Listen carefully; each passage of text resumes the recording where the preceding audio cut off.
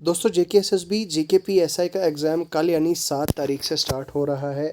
7 दिसंबर से online start हो रहा है और उसके हवाले से आज की इस इम्पोर्टेंट वीडियो में हम एक्सट्रीमली इम्पोर्टेंट चीज़ें डिस्कस करेंगे। बहुत जल्द और बहुत शॉर्ट और क्रिस्प में हम इम्पोर्टेंट चीज़ों को डिस्कस करेंगे जो आपके एग्ज़ाम के हवाले से बहुत ज़्यादा इंपॉर्टेंट हो सकती हैं। मैं आपसे रिक्वेस्ट करूँगा कि अगर आपका पेपर 10 से पहले पहले आ रहा है तो आप जो है वो वीडियो को 2x पर देखें और ये वीडियो को आप ज़रूर एंड तक देखें, ठीक है। तो वीडियो को आप एंड तक देखें और वीडियो में चाहूँगा कि अगर आप पहली बार चैनल पर आए तो चैनल को सब्सक्राइब करें। चैनल को सब्सक्राइब करने के साथ साथ वीडियो के डिस्क्रिप्शन में आपको हमारे सोशल मीडियाज़ के लिंक्स मिल जाएंगे, वहाँ जाके फॉलो कर सकते हैं और टेलीग्राम चैनल का लिंक भी आपको वीडियो के डिस्क्रिप्शन में मिल जाएगा। टेलीग्राम चैनल को आप ज्वाइन करें। टेलीग्राम चैनल पे हमने दोस्तों MCQS सीरीज़ डाल दी है। ये MCQS सीरीज़ आप वहाँ पे देख सकते हैं। बहुत ही वेल रिसर्च और ये MCQS सीरीज़, इसमें हमने काफ़ी ज़्यादा मेहनत की है और काफ़ी मेहनत से हमने ये MCQS सीरीज़ जो है वो पढ़ाई है। तो आप ये MCQS ज़रूर अटेंड करें, ठीक है। तो इसको भी आप सारी जितनी भी प्लेलिस्ट है वो वीडियो के डिस्क्रिप्शन में आपको लिंक्स मिल जाएंगे, उन सभी वीडियोस के वो आप ज़रूर वॉच करें। तो चलिए आज की इस अपने टॉपिक को आगे बढ़ाते हैं और बात करते हैं। दोस्तों जहाँ तक बात है आपके Jammu Kashmir police sub inspector के एग्ज़ाम की, तो सबसे पहली इंस्ट्रक्शन जो मेरी पर्सनल इंस्ट्रक्शन आपको रहेगी कि आप एग्ज़ाम जो जहाँ पे भी आपका एग्ज़ाम है, वेन्यू आपका जहाँ पे भी है, आप अपने वेन्यू में कम से कम 45 to 60 मिनट, कम से कम 45 से 1 घंटा पहले पहुँच जाएँ। कोशिश करें, आपने टारगेट रखना है, मान लीजिए अगर सुबह का टाइमिंग है आपका 10 बजे का, 10 AM का, तो कोशिश करें आप 9 बजे से पहले पहले पहुँचें। क्यों? वो इसलिए क्योंकि बहुत बार क्या होता है कि हम ट्रैफिक में होते हैं, हम कोई प्रॉब्लम हो जाता है घर से नहीं, मान लीजिए अगर 10 बजे आपका पेपर है तो आप 8 बजे निकलते हैं पेपर, तो 8:30 बजे पेपर देने निकलते हैं और दूर आपका काफ़ी है। तो मान लीजिए फिर ट्रैफिक आ जाता है रास्ते में, क्या करोगे? अपनी पर्सनल गाड़ी होगी या पब्लिक ट्रांसपोर्ट में होंगे आप, तो रास्ते में ट्रैफिक भी हो सकता है, खुदा ना खास्ता कोई भी प्रॉब्लम हो सकती है, लेट हो सकता है। ये ऐसे ऐसे मसले, ऐसे इश्यूज़ जो है वो आ सकते हैं। इसलिए आप उस चीज़ को अवॉइड करने के लिए आप पहले ही 1 घंटा टारगेट रखना है आपने कि 1 घंटा पहले पहुंचना है। फिर आप आधा घंटा पहले पहुंचते हैं, 20 घंटे पहले पहुंचते हैं, 25 मिनट 20 मिनट 25 मिनट पहले पहुंचते हैं, तो कोई मसला नहीं। एटलीस्ट कम से कम टाइम से पहले तो पहुंच जाओगे ना। एक चीज़ तो ये। दूसरी चीज़ मैं आपसे रिक्वेस्ट करूंगा कि आप अपने घर से जब जाएं तो आप कोई भी प्रीशियस, जितनी भी कोई कीमती चीज़ें हैं वो आप एग्ज़ाम में साथ लेके मत जाएं। नंबर 1, जैसे आपकी वॉच है, वॉच ऐसे आपकी डिजिटल वॉचेज़ आती हैं, एप्पल की वॉचेज़ आती हैं, या इसी तरह से आपकी अलग अलग आपकी रिस्ट में जो भी कड़े वगैरह जिस भी तरह के वो सारी लगी होती हैं, वो सारे आप उतार के जाएं। स्पेशली अगर मैं बात करूं गर्ल्स हो या बॉयज़ हो, उनसे मैं रिक्वेस्ट करूंगा कि वो सारे आपने उतार के जाना है बिल्कुल। उसके अलावा मोबाइल फ़ोन्स जो है वो रिक्वेस्ट करूंगा कि आप घर पे ही छोड़ के जाएं या किसी दोस्त के घर पे जाएं। अगर आपकी अपनी पर्सनल गाड़ी है तो अपनी गाड़ी में छोड़ के जाना है सब कुछ, ठीक है। बाकी पेन आपका, मुझे लगता है शायद वहाँ पे भी एग्ज़ाम हॉल में आपको दे दिया जाएगा पेन। और जो आपकी बात आती है दोस्तों, आप हाँ एक बॉल पेन आप ले सकते हैं रफ़ के लिए, तो वो भी आप लेके जा सकते हैं। बाकी आपको कुछ और लेने की ज़रूरत नहीं है। हाँ, आपने एडमिट कार्ड भी लेना है, और मुझे लगता है 2 से 4 फ़ोटोज़ भी शायद लेने हैं। इस चीज़ का आपको एडमिट कार्ड पे आपके दिख जाएगा, आपको पता चल जाएगा। ये चीज़ें जो है वो साथ लेनी है। ये तो आ गया एग्ज़ाम हॉल से पहले का। अब बात आती है दोस्तों जब आप एग्ज़ाम हॉल में एंटर करते हैं। एग्ज़ाम हॉल में जब एंटर करते हैं आप, तो कोशिश करें ना ही अपने कंप्यूटर या पीसी की तरफ किसी को देखने दें, और ना कोशिश करें आप खुद ही किसी के पीसी की तरफ ना देखें। क्यों? वो इसलिए क्योंकि इस बार जो है वो स्ट्रिक्टनेस बहुत ज़्यादा हाई लेवल की स्ट्रिक्टनेस हुई है। और अगर आपको देखा गया कि आप किसी का कॉपी कर रहे हो, किसी के पीसी की तरफ देख रहे हो, यानी पीसी यानी कंप्यूटर की तरफ देख रहे हो, वहाँ से कॉपी करने, नकल करने की कोशिश कर रहे हो, वहाँ पे सीसीटीवी कैमराज होंगे दोस्तों, वहाँ पे कैमरा में रिकॉर्ड हो जाएगा, आपका कैप्चर हो जाएगा, आपका जो सीट नंबर होगा उसके हिसाब से आपको लोकेट करके हो सकता है शायद आप पे एक्शन हो। इसलिए इस चीज़ को अवॉइड करें।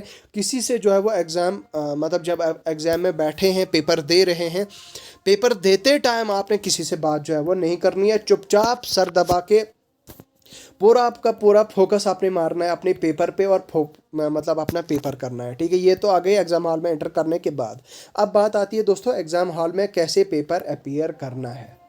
अपीयर कैसे करना है, मतलब आपने कैसे पेपर देना है। ठीक है, सबसे पहली बात आती है आपकी दोस्तों, आपको प्रॉपरली वहाँ पे आपका रोल नंबर वो वगैरह वो वहाँ पे लिखा होगा। देखिए सीबीटी की एक एडवांटेज होती है दोस्तों, वहाँ पे आपका टाइम वेस्ट नहीं होता है, मतलब वो डॉट्स भरने में। जैसे ओएमआर में क्या होता है कि आप मतलब डॉट डॉट डॉट डॉट वो भरते हो, वो सर्कल फिल करते हो, तो उसमें काफ़ी टाइम आपका वेस्ट हो जाता है। सीबीटी कंप्यूटर बेस्ड टेस्ट का एक एडवांटेज आपको ये होता है कि आपको डॉट डॉट डॉट भरने की ज़रूरत नहीं पड़ती है, नंबर वन। नंबर टू ये दोस्तों कि आप जो है वो अपने क्वेश्चन को मार्क कर सकते हो, मतलब मार्क फॉर रिव्यू कर सकते हो। उससे आपको डायरेक्ट आपको उस क्वेश्चन पे क्लिक करके आप उस क्वेश्चन में जा सकते हैं कि ये क्वेश्चन मुझे डाउट था, और उस क्वेश्चन पे मतलब मान लीजिए दूसरी शिफ्ट में आप जाते हैं तो वो आप उस क्वेश्चन को अटेम्प्ट कर सकते हो। मेरे हिसाब से काफ़ी फ़ायदेमंद ये रहता है।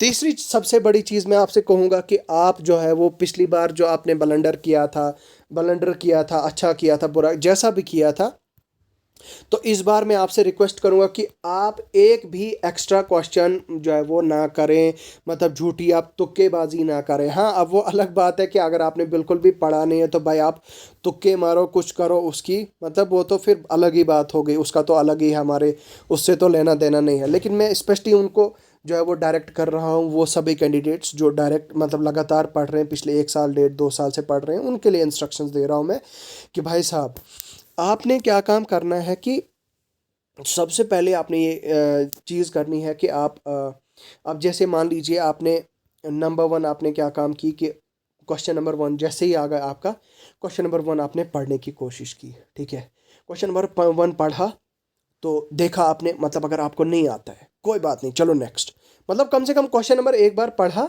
उसका आंसर नहीं आता है तो ठीक है, ज़्यादा टाइम बर्बाद नहीं करना है, सीधा next question number two. Question number two पे अगर आप मान लीजिए नहीं आता है तो कोई बात नहीं, नेक्स्ट क्वेश्चन नंबर थ्री, कोई बात नहीं, 120 क्वेश्चन है, देख लेंगे, देखा जाएगा, 120 क्वेश्चन है।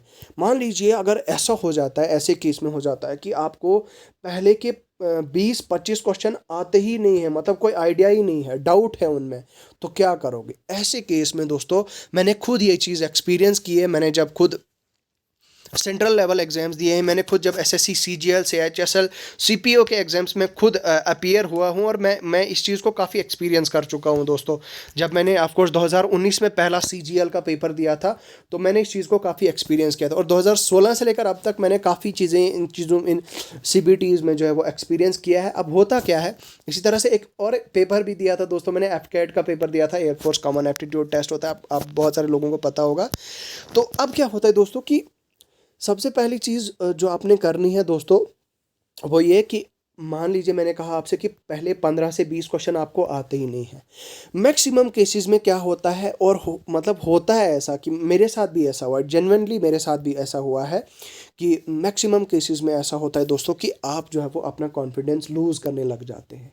जैसे ही क्वेश्चन नंबर वन नहीं आया तो हार्ट बीटिंग स्टार्ट, टू नहीं आया तो हार्ट बीटिंग तेज, थ्री नहीं आया तो और तेज, फोर नहीं आया तो और तेज, इस तरह से धप धप धप करके मतलब हमारी दिल की धड़कनें इतनी तेज हो जाती हैं दोस्तों कि मतलब क्वेश्चन नंबर 20-25 तक तो पता ही नहीं आता ही नहीं है कोई क्वेश्चन, फिर वहाँ पे आ जाता है हमारा ईगो। हाँ भाई बस ये क्यों नहीं मुझे आ रहा है, बस उससे जो है वो वहाँ पे दिमाग ही ख़राब हो जाता है, मतलब आपका नुकसान ही हो जाता है। फिर क्या होता है कि कॉन्फिडेंस जब लूज़ हो जाता है आपका, तो फिर आप पेपर आगे के जो क्वेश्चंस, बहुत सारे इजी क्वेश्चंस भी होंगे दोस्तों जो आपको टिप्स पे होंगे, वो भी आपको भूलने लग जाएंगे, वो भी आप भूल जाओगे, वो भी आप मतलब आप नहीं कर पाओगे। तो कोशिश करनी ये है दोस्तों कि क्वेश्चन एक करो, दो तीन चार पाँच ऐसे करते गए, 20-30 तक नहीं आए कोई बात नहीं, 30 के अलावा और भी जितने, इतना पूरा पेपर है हम आराम से करेंगे, आराम से, लेकिन कूल कूल माइंड रखना है, बिल्कुल कूल माइंडेड रहना है दोस्तों। ठीक है, मैं जानता हूँ आपने बहुत ज़्यादा हार्डवर्क किया है, बहुत मेहनत की है, ये आपकी मेहनत का रंग जो है वो मतलब अब नतीजा आने वाला है। तो दिमाग को काम रखें दोस्तों, दिमाग को काम रखना है, कूल रखना है। अब ये नहीं कि मतलब सुपर एक्साइटेड हो गए, ऐसा भी होता है कि कम से कम मतलब जैसे पहले 20 क्वेश्चन तो फाड़ फाड़ फाड़ करके आपको आगे, तो आप तो कहने लगे नहीं यार मैं तो आग लगा दूंगा पेपर, मैं तो आज इस पर टॉपर होऊंगा, मतलब ऐसी सोच भी आती है। और ऐसा जनरली मैं सच बता रहा हूँ, मेरे साथ हुआ है ऐसा दोस्तों, मैं बता रहा हूँ आपको, और बहुत सारे लोगों के साथ ऐसा आता है। फिर वहाँ पे क्या आ जाता है दोस्तों, ओवर कॉन्फिडेंट आज हो जाता है इंसान, ओवर कॉन्फिडेंट हो गया, 20-25 क्वेश्चन उसने कर लिए, फिर उसके बाद कहेगा नहीं नहीं यार मैंने तो कर लिया, मैं आगे और ऐसे ही करूँगा, तो फिर आगे वो अपने पेपर का जो है वो कबाड़ा कर देता है। इसलिए आपसे रिक्वेस्ट करूँगा, अगर आपका पहले फेज़ के 20 से 25 क्वेश्चन अगर आपके मतलब ठीक नहीं हुए, ठीक है, अगर आपके क्वेश्चन ठीक नहीं हुए तो कोई बात नहीं, दिमाग को शांत रखो, कूल रखो। मैं कह रहा हूँ बार बार आपसे कि कूल रहने की कोशिश करनी है, पूरा माइंड को मतलब पूरा ना मतलब चिल्ड रहना है, चिल्ड रहना है, बिल्कुल चिल्ड होके रहना है। कोई बात नहीं, आगे देख लेंगे। इसी तरह से दोस्तों आपने फिर क्या काम करना है कि 21 आगे, 21 से आगे, हाँ भाई क्वेश्चन नंबर पता है, जो जो पता है क्वेश्चन को पढ़ा एक बार तो देख लिया आंसर्स, हाँ भाई आंसर आ गए तो टिक किया, चलते गए आगे। अब जिस क्वेश्चन को मतलब मान लीजिए दो ऑप्शंस में जहाँ पे डाउट लगे कि नहीं इसमें कुछ गड़बड़ है, उसको मार्क फॉर रिव्यू कर दिया। नेक्स्ट क्वेश्चन, फिर जो आंसर आते गए आते गए आते गए आते गए, इस तरह से मुझे लगता है 1 घंटा 10 मिनट, 1 घंटा 10 मिनट में आपका पहला शिफ्ट हो जाएगी, और पहली शिफ्ट में मैक्सिमम क्वेश्चन किए होंगे आपने। फिर आपने आना है दूसरी शिफ्ट में, जिन क्वेश्चंस को आपने मार्क फॉर रिव्यू करके रखा होगा। मार्क फॉर रिव्यू उन क्वेश्चंस को करें, वो आपने कर लिया। उसके बाद वो क्वेश्चन जिनके बारे में आपको पता ही नहीं है, ठीक है। अब दूसरी बार, पहली बार तो आपने पहली शिफ्ट की, लेकिन दूसरी बार आपने किया वो मार्क फॉर रिव्यू वाले क्वेश्चंस को किया। उसके बाद तीसरी तीसरी जब शिफ्ट आप लगाने आओगे, वो क्वेश्चन जिनके बारे में आपको नॉलेज है ही नहीं, मान लीजिए कोई दो ऑप्शंस पता है या तीन ऑप्शंस पता है, मतलब एक पता ही नहीं है एक का क्या है, तो उन सारे क्वेश्चंस को थोड़ा सा मतलब मैं चाहूँगा कि अगर आप 70-80 तक क्वेश्चंस करके आए हैं, 80 अगर आपने उस लेवल तक किए हैं, उसके बाद मैं कहूँगा आपसे कि आप आगे क्वेश्चन बिल्कुल भी ना करें, कोई और एक्स्ट्रा मत करें, ठीक है। कोई और क्वेश्चन करने की ज़रूरत नहीं है, उसी पे टिके रहें, आगे करने की ज़रूरत नहीं है, ठीक है। उसके अलावा अब अगर आपको लगता है कि भाई आपका अटेम्प्ट बहुत कम हुआ है, 70 हुआ है, तो मैं चाहूँगा कि 5 से 6 जो है वो आप क्वेश्चन, 4 से 5 क्वेश्चन अगर आप हो सकते हैं आपसे, ये नहीं कि तुक्का मारोगे आप, वो भी आप गैस वर्क पूरा इंटेलिजेंट गैस वर्क अगर आपका वहाँ चल रहा है तो इंटेलिजेंट गैस वर्क करें। और इंटेलिजेंट गैस से जो है वो, इंटेलिजेंट गैस से दोस्तों आपने क्या काम करना है, फिर आपने नेक्स्ट क्वेश्चन 4 से 5 क्वेश्चन अटेम्प्ट करने हैं, ठीक है। जब वो आप अटेम्प्ट करोगे इंटेलिजेंट गैस से करने से फिर क्या होगा कि जितने भी आपने अटेम्प्ट बने होंगे, 70 बने होंगे, 75 बने होंगे, तो आपको जो है वो वहीं पे छोड़ देना है, आगे नहीं करना है।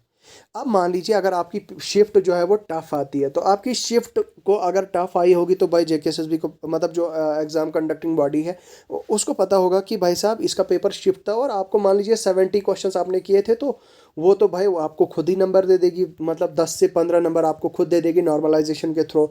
अगर आपने सारे ऑलमोस्ट आपने सारे क्वेश्चन ठीक किए होंगे, मतलब 90 to 99% आपने क्वेश्चन, 95 to 99% आपने क्वेश्चन ठीक किए होंगे, तो आपको वहाँ पे मतलब नॉर्मलाइजेशन की हेल्प से मतलब मार्क्स मिलेंगे, एक्स्ट्रा मार्क्स मिलेंगे।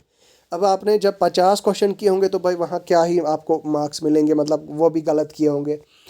तो आपसे यही रिक्वेस्ट है कि आप जो है वो इन चीज़ों का खास ख्याल रखें, पेपर को अच्छी तरह से सबमिट करें। पेपर सबमिट करते टाइम गलती ना करें, बीच में भी गलतियां होती हैं, कैंडिडेट्स बीच में पेपर के इतने ज़्यादा मतलब नर्वस होते हैं कि मतलब पेपर कर रहे होते हैं, बीच में जो है सबमिट बटन पे दबा लिया तो फिर वहाँ पे पता ही नहीं चलता है उनको, पेपर सबमिट हो जाता है। उस ब्लंडर से और उस गलती से बचना है, खुद को बचाना है दोस्तों। बाकी पूरा पेपर शांत रखना है, किसी को भी डिस्कस नहीं करना है, किसी के साथ नहीं बताना है मेरा मेरा पेपर कैसा हुआ, क्या हुआ, मेरा टफ आया था, ऐसा आया था, वैसा आया था।